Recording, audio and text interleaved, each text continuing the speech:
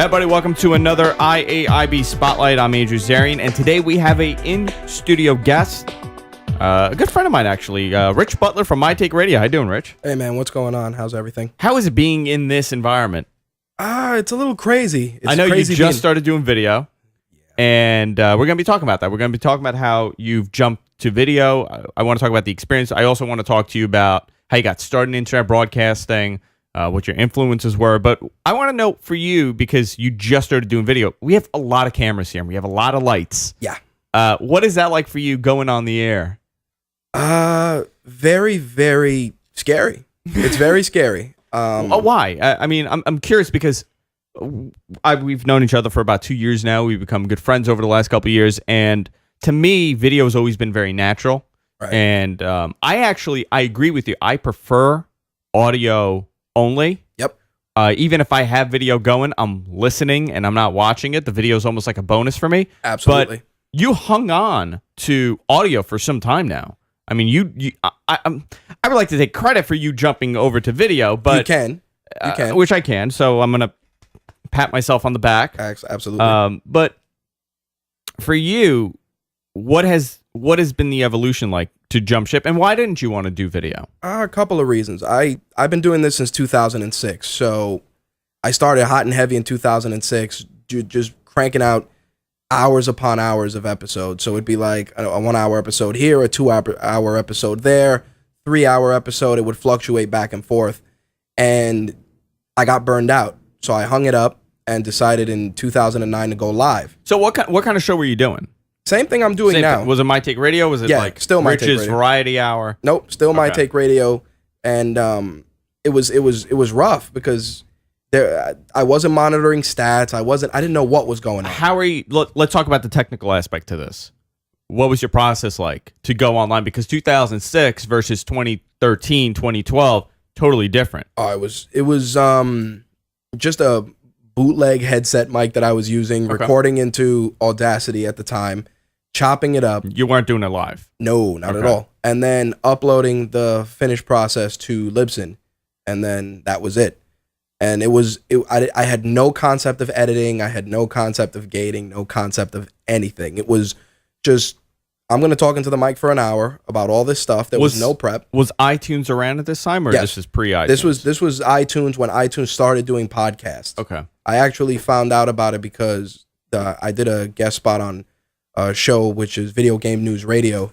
And those guys, they pretty much inspired me to start doing this. Okay. Because they liked having me on, and they were like, hey, man, you really should give this a shot. So that was kind of the catalyst. Let's go backwards a little bit more. Fan of radio? Absolutely. Okay. What were your influences? Opie and Anthony. Okay. Primarily. I mean, you're a New Yorker, so. Yeah. O&A was probably the driving force at the time because I felt that these guys got on radio. They pulled no punches. See, I'm a Howard guy. Yeah, you're Baba Booey all the way. Yeah, listen, O&A is phenomenal. But growing up in New York, right? You listen to Howard, you listen to Imus, you listen to O&A. I mean, those were your top three morning and afternoon guys. The only reason for me where I couldn't get into Howard was because when Howard was kind of at his high point was when Private Parts came out. Okay. And I was working at the movie theater in Fresh Meadows. So I saw Private Parts every day. So you got sick of it. Oh, I just couldn't I couldn't hear Howard's voice. Yeah. Because it was every day. They had it in the largest theater, and every evening I'd have to go clean up, and it'd just be him yelling at pig vomit. Yeah. And it's just sticking in my head to the point where the monologue was ingrained. It was bad. It's like you got post-traumatic stress from this. Oh, I was in the back, and I'd be like, Howard Stern could kiss my ass in hell, doing the pig vomit monologue at the end, and people would hear me and start laughing because it was that bad. So that was why I just couldn't deal with Howard. So O&A was an influence to you. Yes. But did you ever, listening to radio and growing up and listening to radio, and did you say, okay, well, I would like to do this, or no, it just happened? It just happened. It was lightning in a bottle. Like I said, I called into VGN a couple of times. Those guys were like, man, you're really good at this. You should try it sometime. And I was like, I'll just call in, hang out with you guys. And it turns out that I said, the hell with it. Let's see what happens. And I ran with it. And then, like I said, I got burned out very quickly. From doing, how long did you do before it? I did it probably to about mid 2007. So about a year. Yeah, about a year, and I was doing 1 to 2 hour episodes weekly. Okay. But I wasn't accustomed to the grind. So what burnt you out? The fact, were you getting, what was the audience size like?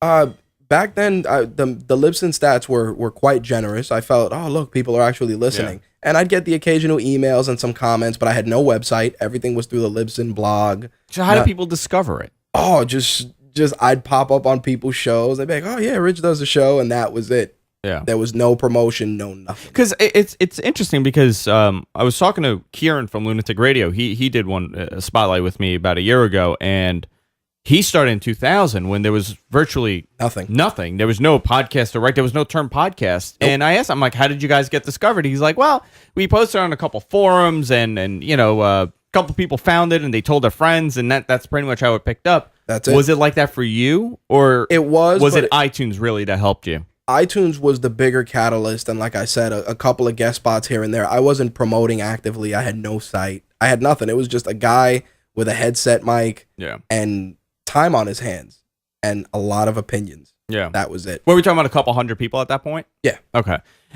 Is that something that burns you out early on when you're saying, okay, well, I'm doing this for a year, and either you're amazed at a couple hundred, or you're saying, well, it's only a couple hundred. What was that? Did that take a toll on you? Was it the numbers? Was it the time? Was it the, lack of income, obviously, at that point? Oh, it was lack of polish, because I felt, I'm like, yeah, I'm gonna do this, and people are listening, and the numbers were great. Be like, wow, 100 people actually gave a damn about what I had to say. Yeah.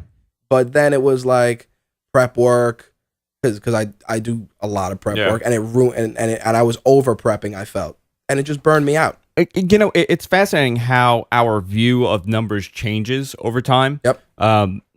And I consider myself a realist, and the way that I evaluate things that I do is I take myself out of the equation. And I was looking at my numbers for one of the What to Text from like 2 weeks ago.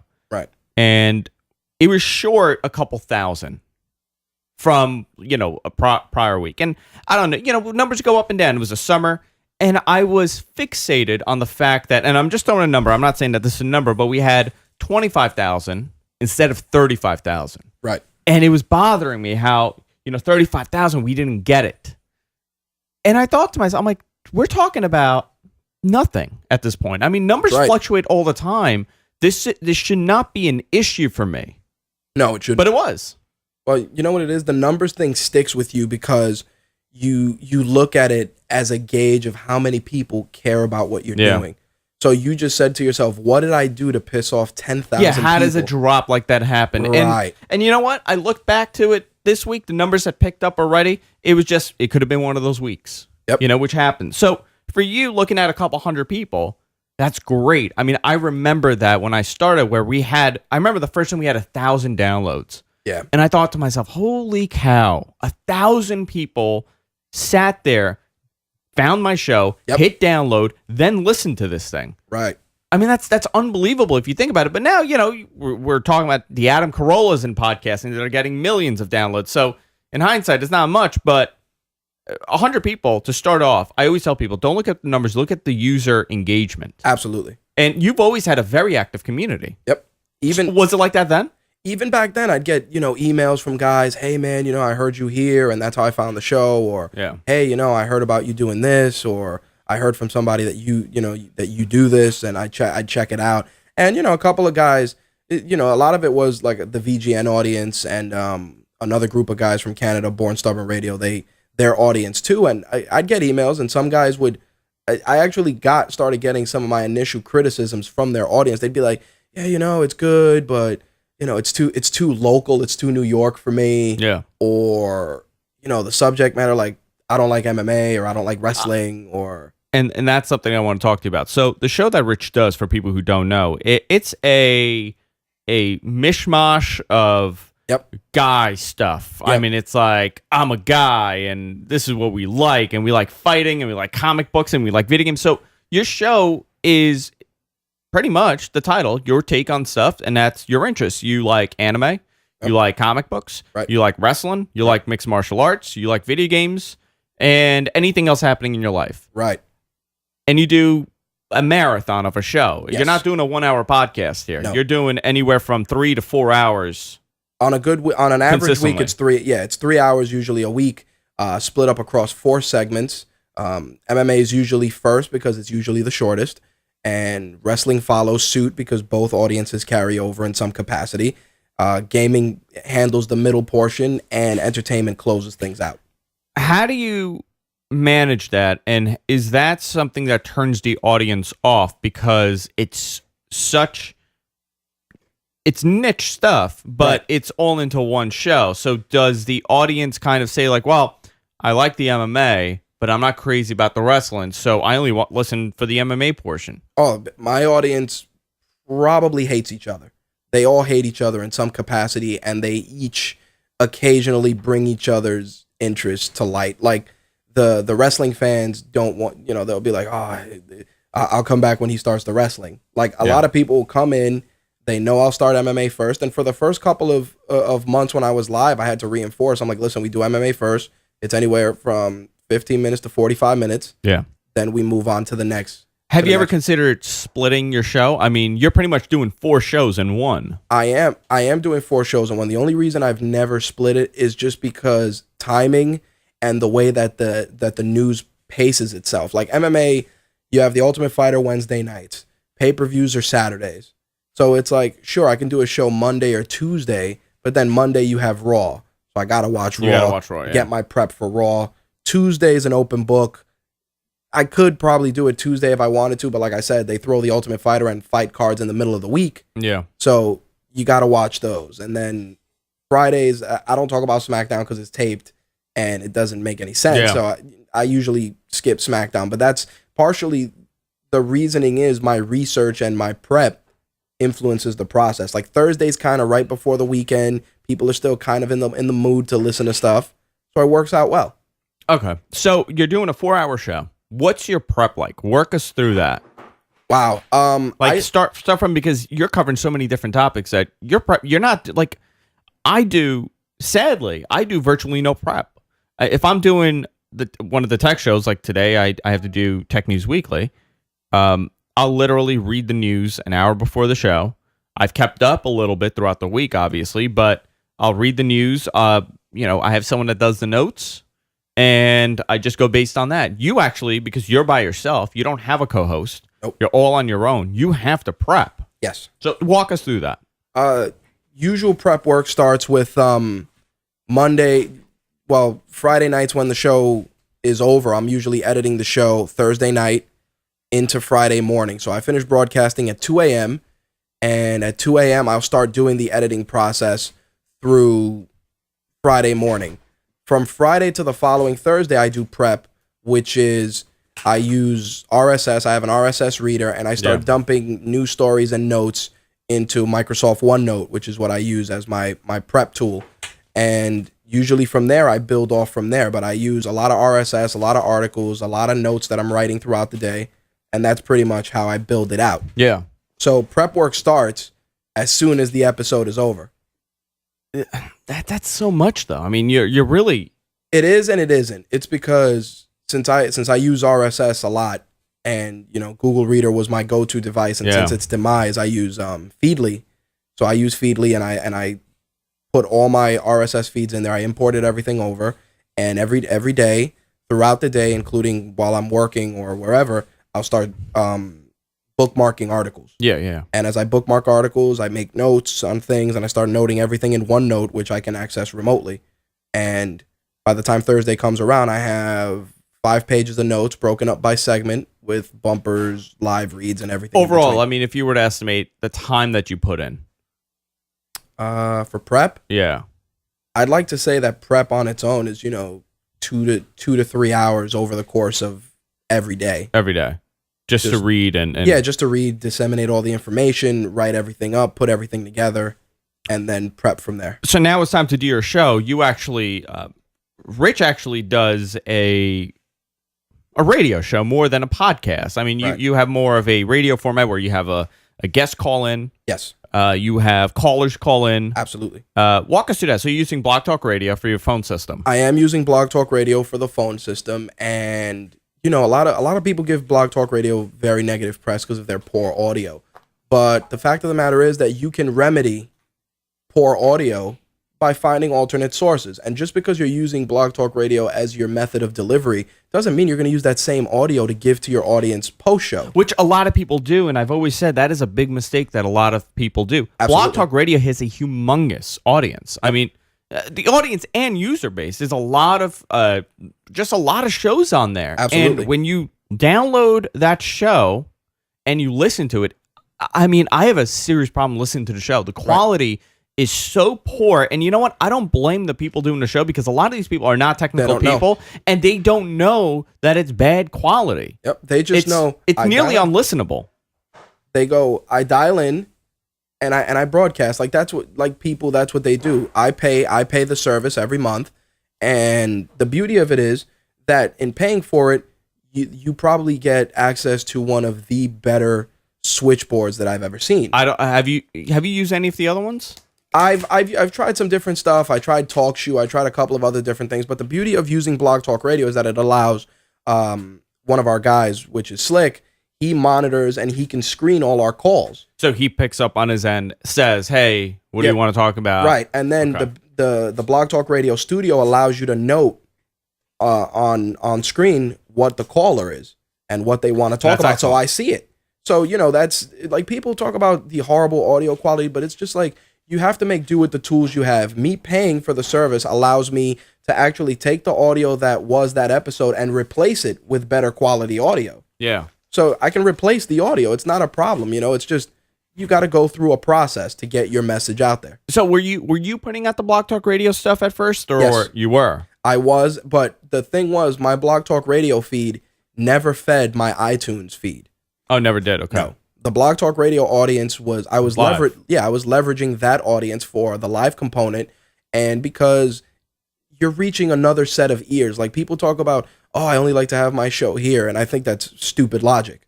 Yeah. Because every audience can be touched. Every audience. So you believe in putting your content on as many different platforms as possible? Absolutely. Okay. I totally agree with you on that. That's how I've always been. It doesn't matter where you're putting it. Don't commit yourself to one area. I mean, with live streaming especially, we have seen, with live video production, we have seen a number of the CDNs, the services that we use, go out of business. Absolutely. Stick'em is gone. Blog TV, which a lot of people use surprisingly, is gone. Bamboozer has shifted its total format, and they want more money. They're charging you now, and they're going more for citizen journalism. Live stream has become a totally closed-in broadcasting format. So a lot of these places are leaving, and if you build an audience on a website that is not yours, there's a problem. Yep. You have to always allow people the opportunity to really find your content. Everything that you're putting out there is just a conduit for them to get back to you.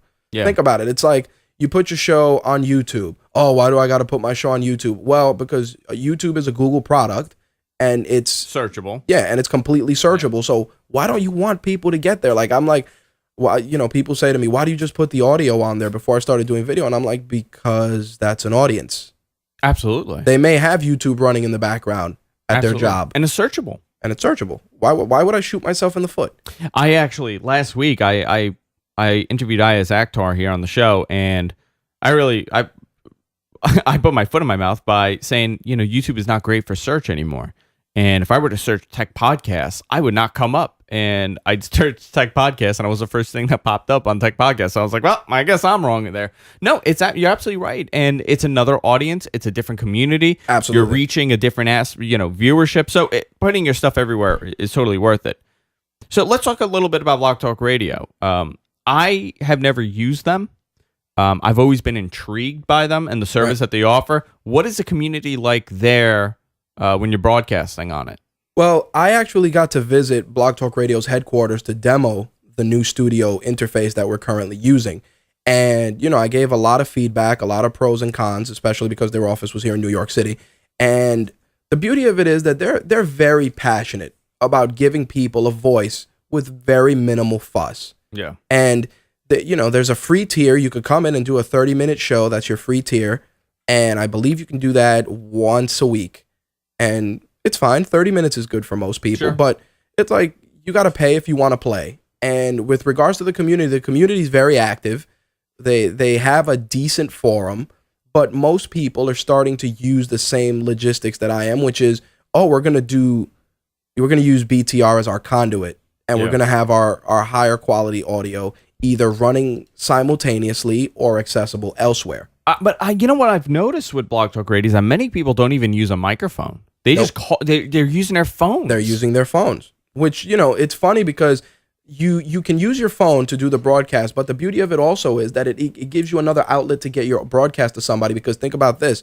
If you're doing your show and you tell people to call in your call-in number, they can actually, if they don't hit option 1 to go into the caller queue, they can just listen to your show over the phone, which might come in handy. Yeah. It's another conduit. Like I said, call screening is the biggest, like people complain about getting trolls and getting crank callers and all this stuff. I don't have that because Slick is our first line of defense. He'll be the first one to be like, what do you want? And if he sees that you're going to disrupt the show or whatever, he doesn't let you on. So what's the package like? How much are you spending a month for this? I am spending $40 a month. And you get what? I get, I have a grandfathered in package, so it allows me to do a 3-hour broadcast. Okay. So you get 3 hours, you get the switchboard, you're also able to replace your audio that's already recorded. Okay. Or you can upload episodes that you just want them to play automatically. Once in a while, I've done pre-recorded stuff, and I just put it to play live, and that's it. And then I just wait till 11 o'clock, and I exit. Now, we rarely get too technical on this, but now I'm curious about this. Can you import just an RSS to them? Be like, just use this for my audio. Yes, you can. You can use. You can. They give you an RSS that you can use, and you can plug that RSS into. No, but I want to give them an RSS. You can if you wanted to pull audio to replace your existing audio. Yeah. You can't feed RSS in there directly because, they want to leverage their other level of service. They want to try and get your stuff in there. They also offer transcription, but you got to pay more for that. But they'll transcribe your entire show. Really interesting. So they have some good stuff. The problem is that people are so quick to bash it because of the audio quality. And don't get me wrong. Doing radio, we become audio snobs. We have to because that's what people listen to. But if you have, the average soccer mom or whoever that just, downloads a show on their phone and just listens to it on the drive to work, these are people that may listen to like 10 wins every morning. You know what I mean? And how stellar is their audio quality? That's what I'm saying. Like you can't bash something that you've never experienced in a long-term environment. Yeah, I mean, and they're offering this service that actually nobody else is offering. Yep. Right? I mean, there's one other phone system, I guess, call-in system that's available. Well, I've seen like Spreaker has something similar, TalkShoe, of course, but again, I think there's one call-in live or call-in studio, something like that. Yeah. None of them can replicate the switchboard and the call screening and the simplistic yet sophisticated approach they got, because the beauty of their switchboard is you have your number, your co-host, then you have any bumpers that you can import directly. And there's Skype integration. Someone can Skype in. Yep, you can Skype in. Yeah. It's plug and play into Skype. And it also has a chat that runs inside your switchboard. So you can see your chat while you're monitoring the switchboard. It's interesting. I mean, it's a good concept. Let's go back to your setup now. What are you using? What microphone? What's your equipment like? I am using a Mackie Pro FX12 I got from you, and that replaced an Alesis that I was using previously because I wanted sliders versus working with dials. I use a Behringer MDX 2600 compressor and noise gate, and I use an ATR 2100 mic. With the jump to video, we use one of two cameras primarily. We are using the Logitech C920, and we also have a Microsoft LifeCam Studio. Let's talk about your jump into video. That has been a challenge for you. Absolutely. What's the most challenging part of it for you right now? Sharing myself like this, as just being in front of a camera. I mean, because the topics that you talk about, you talk about your personal life a lot. You talk about, you're very vocal about stuff. So this concept of anonymity for you has been important. Yeah, I like to call it like I feel like V from V for Vendetta. You know, you're getting your message out there, and you don't need to be seen. Yeah. You're a voice, and that's all that matters. Your voice and your message, and if people can connect with that, you don't need the person. But in speaking with you over the last couple of years, it's like, you know, video allows you can reach people differently. You know, you could show stuff better, and that's something that you kind of lose from the audio aspect, which is crucial. I mean, I like to connect with my audience on a more, I don't want to say a more personal level, but I want them to feel like if I talk about an aspect of my life that may be similar to theirs, I want them to feel that connection. Sure. So, you know, video kind of helps that along now. And it's also just like anything else. It's an evolving medium. So you want to kind of keep yourself current. Has it changed the way you do your show? To a degree, it has. I mean, you know, other than the technical stuff. I mean, I hear you yelling and cursing because the video's not working. But other than that, I mean, has your demeanor on the air shifted and changed? My demeanor hasn't shifted. On the contrary, it allows people to see me emote better. Yeah. Like when you do audio and people they always get a kick because I get very angry very easily. So when I get angry about stuff, it translates well on air, but on video, you know, I talk a lot with my hands, very animated. So people can get a few laughs out of that. And like I said, we are in the business of entertaining. So it's partially informing, but also entertaining. So you want to make sure that you're an entertaining person on video, just like you are on audio. So it's a bit of a switch. You know? Let's talk about some of the challenges with doing internet broadcasting. What have you faced? What are some challenges for you? Biggest challenges are always the legitimacy of the medium. Okay. Especially when it comes to, you know, event coverage and things like that. Over the years, things have changed, but I remember I interviewed comedian Robert Kelly, and he's like, "So you're doing a call-in show from your house?" I'm like, "Yeah," but I also felt it was Robert Kelly kind of trying to being Robert Kelly, trying to push my buttons. But then as the show went on, he switched and he was like, "Yeah, man, you know, this is pretty awesome," you know, and it's things like that. I think that the level of legitimacy. Have you faced harder. That a lot? Like with booking a guest, have they been like, "Oh, you do it's a podcast"? Yes, I've experienced that, especially in the early goings. But what you have to do is you gotta sell. You gotta become a salesman at that point. You gotta be like, "Listen, I do this. I reach this kind of an audience. The content is organic, and not only that, but it lives on forever." Yeah, that's the beauty of it. And when you tell people that, if you tell a guy, "Listen, you want to promote this movie," guess what? You'll promote this movie live on air to 150 people. Then the show's going to be downloaded by 1,000 people. That's 1,000 new people that are learning about your product that may, in turn, share that with some other people. And I also think because it's such an intimate audience, where the audience will say, "Oh, wow, you know, Sylvester Stallone came on Rich's show. Right. Holy cow, he has to be a good guy. Rich isn't a big shot celebrity. Nope. You know what? I'm going to support his stuff now." I mean, it's really grassroots. If you think about it, it's grassroots marketing for the content and whatever you're selling. Yeah, I think we turned the corner at one point. We interviewed Michael Jai White, who I'm a huge fan of. He played Spawn. He's also an accomplished martial artist, and he does a lot of action movies that I own or have watched. So it was funny because his PR rep said to us, "Oh, he's going to do about 20 minutes." So, you know, I told Slick, I'm like, "How are we going to make this work in 20 minutes?" So we started talking, and I broke him in the sense that we're talking, and 15 minutes had already gone by. 30 minutes had already gone by. And he's like, "Yeah, you know, I'm sitting in my driveway talking to you guys. That's funny. Like I just got home." He got into it. Yeah, and before it was all said and done, he had broke that he was going to be in the Mortal Kombat series, and he broke it live with us, and then everybody was like, "Holy cow!" Like the dude hung out and he toughed it out, and it was good. It was probably that moment that I said to myself, "I turned the corner." Yeah. Do you know when you do a good interview and bad interview? Like Absolutely. What's your give? Like, how do you know something was good or something was bad? I think the biggest give is when people start sharing a little bit about themselves. If somebody slips and curses on air, Because if somebody can curse around you, they're comfortable. Sure, yeah. So, that was one of the bigger things.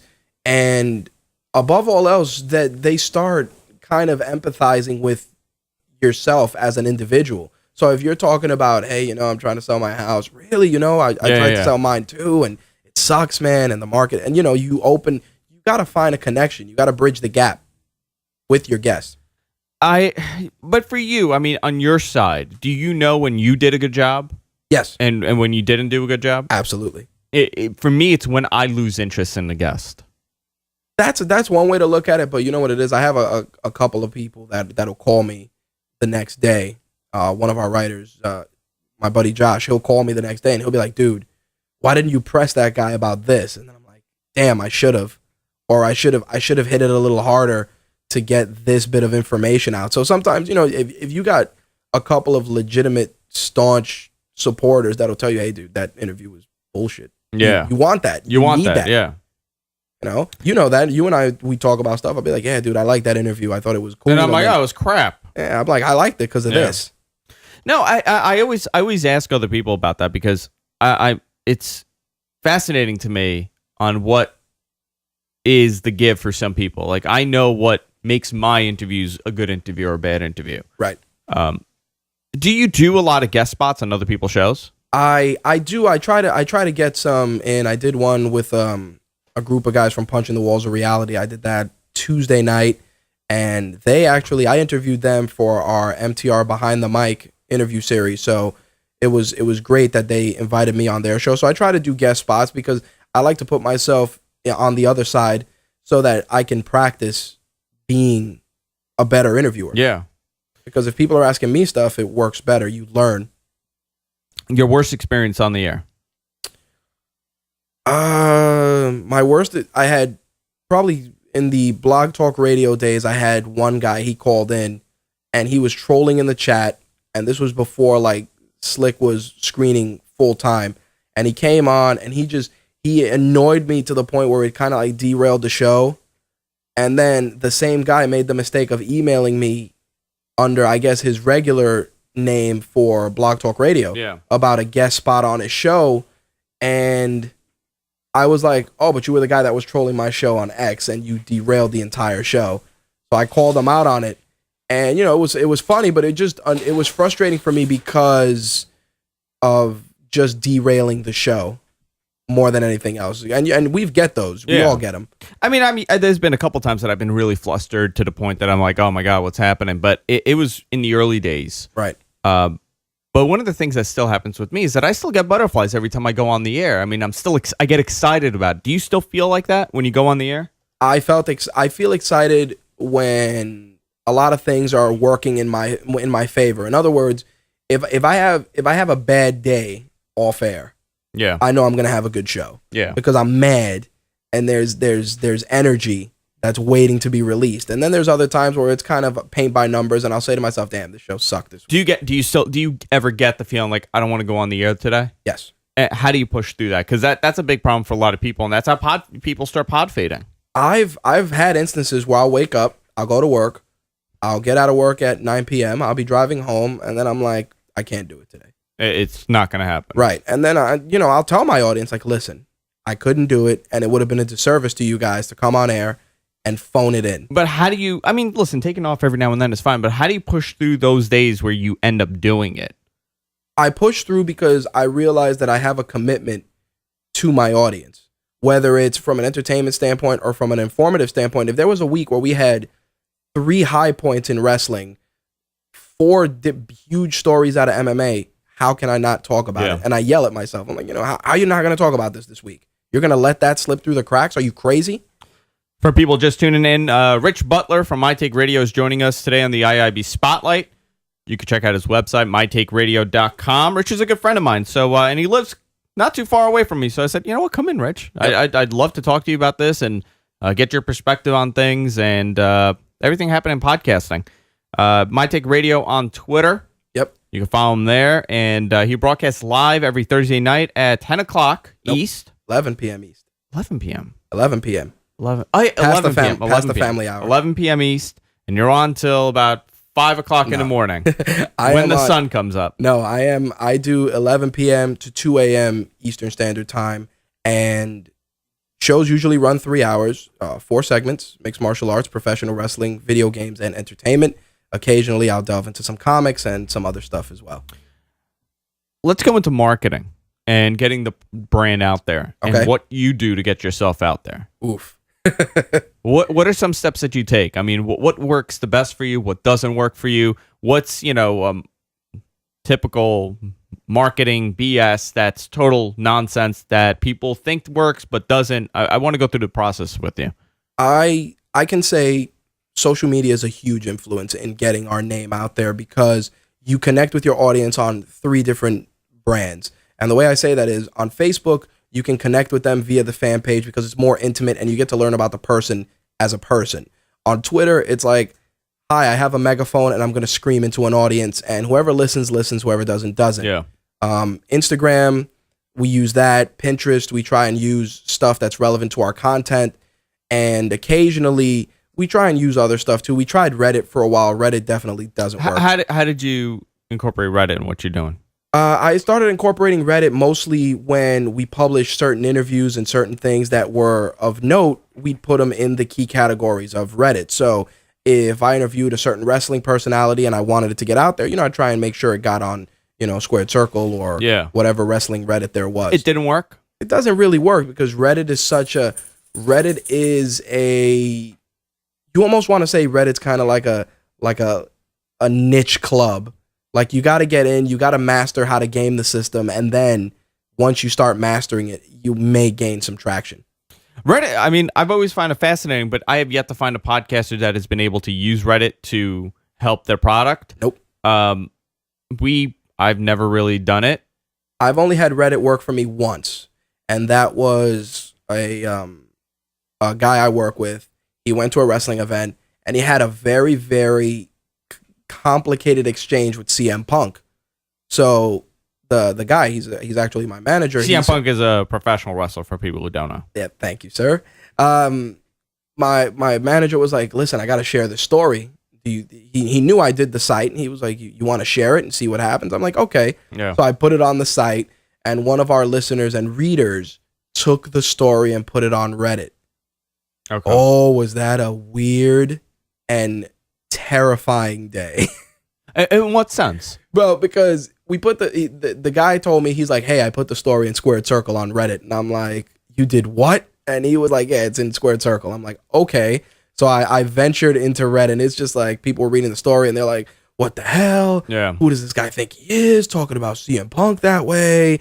Or, this guy that runs the site, he disabled right click. This guy sucks. Yeah. Oh, it was, and I'm like, for me, it was fine because the internet is the Wild West, and people. That's how it is.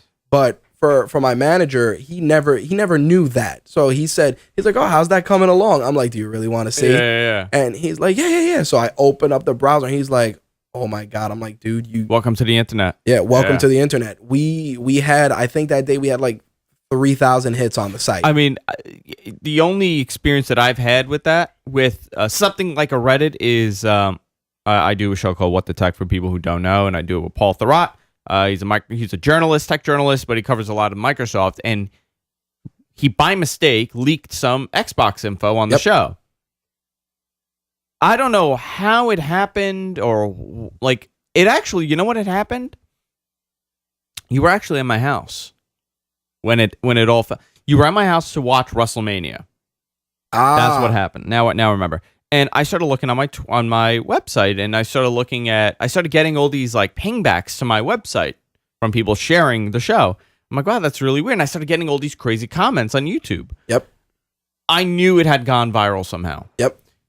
And it actually leaked over to mainstream press, where it was like on the cover of newspapers around the world, had my face with Paul Thurrott written as the name, but that's besides the point. But it was actually insanely fascinating how people perceive things. So even though we were relaying news, people took it as if we are breaking it. Like we're responsible for it. And Right. it's fascinating to read people's reaction to things. Absolutely. Conspiracies, how we work for Microsoft and we're doing PR for Microsoft. I mean, Yep. crazy stuff. Yep. And it's amazing to me. I mean, and that's the beauty of the internet. And I'm not knocking it. It comes with the territory. You got to have a thick skin to do this. Absolutely. But it is fascinating because once it leaves your little bubble, and there's multiple stages to the bubble, and this is how I always explain it. You have your core. Yep. You have like your hardcore core. And then it leaks over to, your audience. You're casual. Then there's this little bubble, there's a little group outside that fringes in and out. Once it leaves that, it enters into, okay, people found it, they looked at it, they clicked, and they went away. And then you reach a point where people are actually commenting. Right. And then you reach the point where people are sharing it. Yep. That's when the craziness starts. It's not when people are commenting, it's when people start sharing it. Yes, absolutely. And that's when all hell breaks loose. And now you got to have a thick skin because you've left your comfort zone. Oh, yeah. How do you deal with that when that happens? For me, I grew up in New York. I take pride in that. I don't care what anybody says to me. Whatever. Right. It doesn't matter. But for a lot of people, and a lot of people that I know that have successful podcasts, really successful podcasts, they can take the criticism from internally, from their chat room and from their audience because they're still coming to them. Right. But once it leaves that, they're very uncomfortable by it. I have a two-tier approach. I feel that I put myself out there. I got to get ready for what comes with it. But I'm also of a firm belief that if you're going to give it, I'm going to give it right back. In the sense that, I had a guy. See, I never do. I have to sometimes. Sometimes you have to drop the mic and walk out of the room. Nod and smile. That's all I do. And that works. I don't knock you for it. But occasionally I have to grab a mic, scream into it, drop the mic, and walk off the stage. And occasionally it needs to be done. A pipe bomb needs to be dropped. Because what happens is if you let yourself get too carried away and being laid back, some people misunderstand the kindness for weakness and they try to run with the ball. Yeah. You can say that guy sucks. It's not like he's going to do anything. And then when you go and you liquidate them on air and you make a point, sometimes you got to do that. Sometimes you have to level a whole village to kill one terrorist. Yeah. That's how it works. Yeah. Occasionally I got to level an entire playing field to put one person on blast. For me, I've taken a different approach for a while now with that. I want to talk to you about monetizing. Okay. That's a huge problem for a lot of people. Absolutely. On how to monetize a podcast. Absolutely. And I always tell people, don't do this because you want to make money from it. Do this because you actually enjoy it. If you have the audience, the money will come. Right. Tell me about some do's and don'ts, because you've been able to monetize your podcast and you've been able to bring on sponsors and you understand on how to do that. So tell me some pros and cons of getting advertisers, how to get the advertiser. Has there been any backlash from an audience because now you're doing a live read for your show? No, not really. What happens is that people are very, very selective in terms of how they want to consume your advertising. And that can be detrimental in the sense that if somebody says to you, hey, that t-shirt you're wearing on air is pretty cool. You'd be like, hey, it's a sponsored shirt. Yeah. You can pick it up by clicking here. As soon as you say the words clicking here, you lost that person because nobody wants to click anything. The problem is that people fail to realize that everything we do, while it's for free and we don't get paid and we're passionate about it, it costs money. Every piece of equipment. And I tell people when I do a live read on air, I'm like, listen, using Amazon affiliates is a great example. I'll be like, listen, every click you have helps us out. You want better equipment, you want video, you want us to cover more events, you want to know how we feel about this. And if we can't get out there to do that for you, that's because things cost money. Absolutely. I'm a huge fan of the Amazon affiliate program. I think if anybody is doing a podcast, forget about GoDaddy's great too, and all these other ones are good, but they actually have to buy something. Right. For you. I mean, they have to remember to use it. With Amazon, it's an easy thing because people are ordering stuff from Amazon all the time. Right. And if you could get your relatives to start using it, you're going to have some income coming in. Absolutely. And that's a great feeling for anybody that's doing this. And even if you have 100 people watching, if you just start doing the Amazon affiliate stuff, you know what? It's free money. That's how I see it. It is free money. It's work, later on, I mean, when you want to start profiting on that, and in a couple of weeks, I'm going to have someone on that kind of knows how to work affiliate programs and knows how to make money from it. If you know how to work it, there's some money that could be made. Absolutely. And I don't mean working in a bad way. I'm saying, do a decent job with it. Yep. How has that been for you? Have you, what are some, like you said, don't tell people to click on it. No. That's, what are some tricks or tips you could give people as far as getting people to buy the products? I figure that first thing you got to do is be genuine. If you do a podcast about photography, don't put out a review for a microwave. Because the microwave is $200, and if somebody buys it, you'll get a nice 6%. Yeah, you get a 6%. Don't do it. If you are not forthright with your audience, Suncast, delete that microwave review website that we were planning on putting up, and the vacuum cleaner one too. There you go. I mean, that's really what I see, right? Yep. I mean, I was reading this blog about how to use affiliates, and the guy was saying well, what you should do is take out a website for products, like if it's vacuum cleaners. Write reviews on vacuum cleaners and link it back to it. I'm like, I don't care about vacuum cleaners. So, that's not what I'm doing. And I'm not going to say it's disingenuous for you to do that. No. I understand that, but it's not what I'm doing. I'm not going to go and write a review about a product that I don't like so I can make a couple bucks from it. The way I see it is like this. If you lie to your audience, you can't expect them to be honest with you.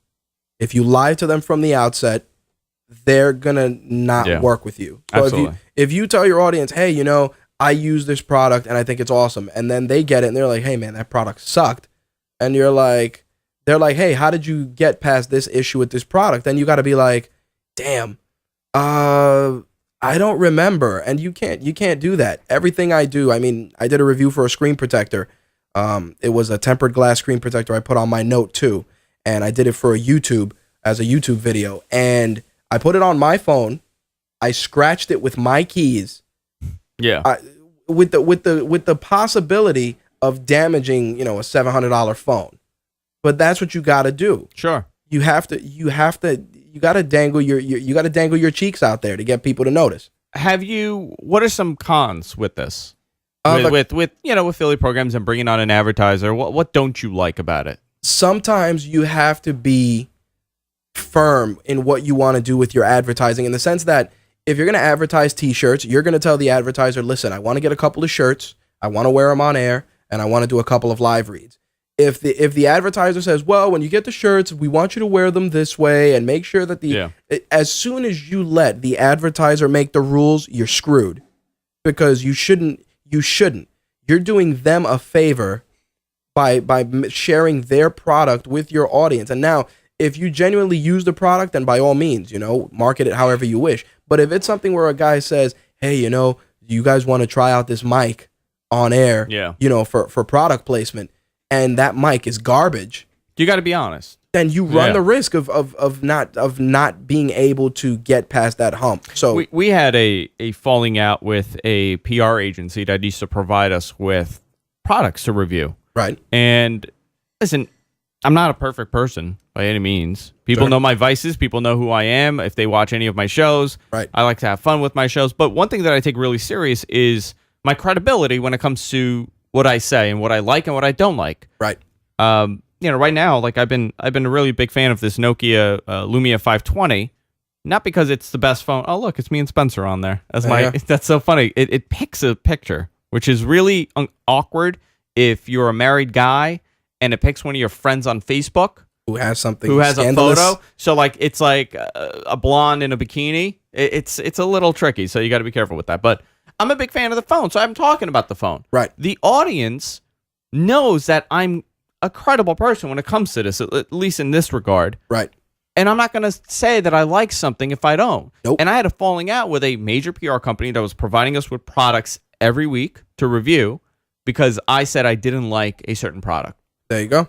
And I didn't bash the product. I just said I'm not a fan of it and I don't recommend it. And that was it. I lost that contact. So you got to play it safe, but that happens. You're going to be honest. You have to play it safe, but the problem is that if you start selling yourself for free stuff, you'll sell yourself for anything. Absolutely. And that's the problem. Like companies will send me a game for review, and they'll be like, "Hey, here's this game. Can you review it?" All right, cool, no problem. And the game is a steaming pile of garbage. I have to say to myself, do I want to say this game gets no stars because it completely sucks? Or do I at least want to give it 1 star and search for something redeeming? And that's what I try to do. I think it's better to try and find something more redeeming about a product than to completely obliterate it. So if you say, hey, I didn't like this phone, but you know what? The camera's a nice perk. So if you want to take some good pictures and you want a decent product, then use it. Yeah. People respond better to that. But if you let advertisers, that's the biggest con. If you let the advertiser make the rules on how to work your own show, you've already lost the battle. You're absolutely right. Before we wrap up, let's talk about the future of My Take Radio, what you're planning on doing, and let's talk about your next couple of years and looking forward. What is your plan? My plan right now is getting a better understanding of video, and what I'd like to start doing is growing the video presence to where I can probably do a show daily. I'd like to be able to do a show daily in shorter bursts and try and do it full time. Yeah. Try and do it full time, covering that's more your goal. events. That you want that to be your full-time career, is doing this full-time. I'd like to, because the show is one leg of the tripod. It's the show, the YouTube channel, the website. Yeah. So if you get one working and monetizing and paying for itself, the other ones will pick up steam as well. Sure. So that's where I'd like to take it. I'd like to take it to where I don't have to email a company to request a press invite. I want to open up my inbox and say, hey, here's your press invite for this. Well, that's all our dreams. Right. Listen, those press invites, they're scarce. They are scarce, but you know what it is? If you don't leverage Sure. your content and leverage an original voice, people won't be able to get behind it. Before we wrap up, somebody reminded me to ask you this. What do you think of the internet broadcasting community? How has that helped you along the way? Has it been a help, or has it been almost frustration? That's a 2-part answer. Okay. From the IAIB standpoint, extremely helpful. Working with you guys has probably been. By the way, if it's not, I want you to tell me it's not. No, one of the things that I've always hated is that you can make an inquiry to someone and they dangle a carrot. They give you a simplified answer, and then they go, yeah, but if you read my newsletter or you sign up for my course, then you'd be better off. It's like, dude, I just want to know if the red cable goes here. And that's probably the worst part of it. Not only that, but there's also the whole secrecy aspect where everybody thinks that their information is NSA level. Like, oh, I can't tell you about that. It's like, dude, I'm gonna find out. It's just I'm coming to you for it because I trust your opinion, not because I want to steal your idea or whatever. I'm coming to you because I trust it. And broadcasters, internet broadcasters, especially those on the upper tier, are very, very, I don't even want to say gassed on themselves, but very high on the fact that they have this information that's so important. And it's like, it's really not. You're no better than me. We go to the bathroom the same, we bleed the same, we breathe the same. Are you talking about people that hold on to information and don't spread the wealth?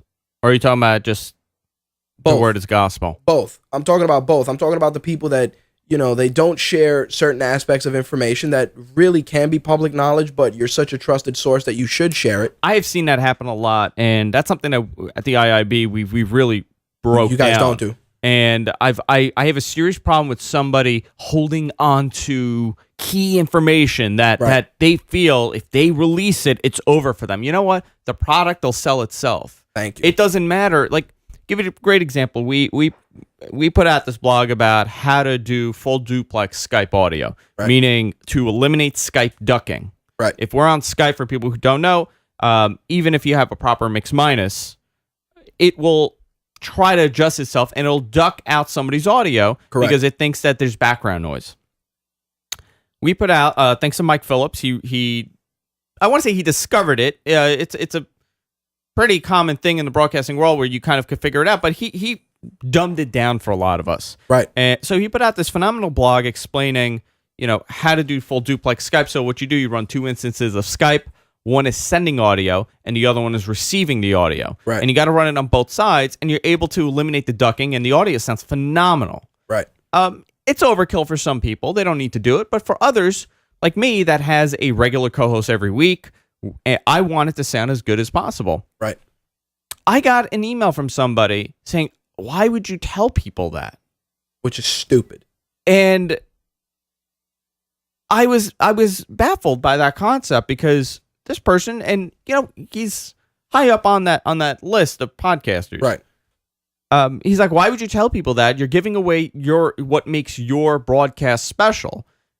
And it's not the technical concepts behind what this. makes your broadcast it's special. The concept. It's the content of the broadcast, and I explained that to them. But a lot of people have that mentality where they hang on to stuff. They hang on to contacts, for example. There's only. I mean, I give away my contacts all the time, and if I can't give away a contact, if I've signed some sort of NDA, I will reach out for that person. Right. I don't care. I mean, it doesn't affect me in any way.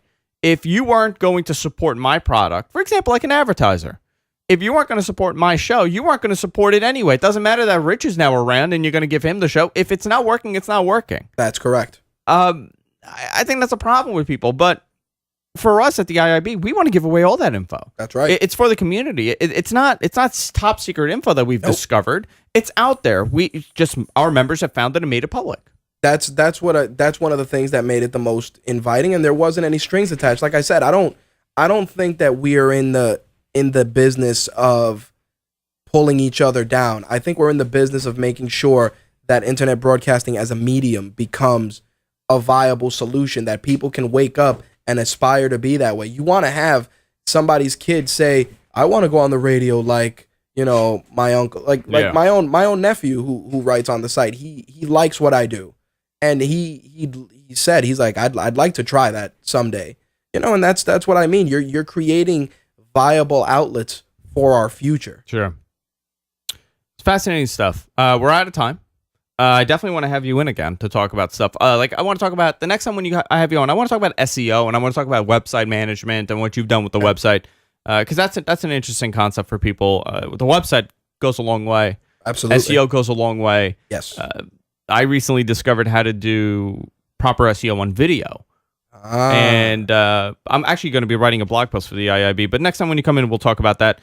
Rich Butler, My Take Radio, mytakeradio.com, live every Thursday, 11 East, right, till the sun comes up.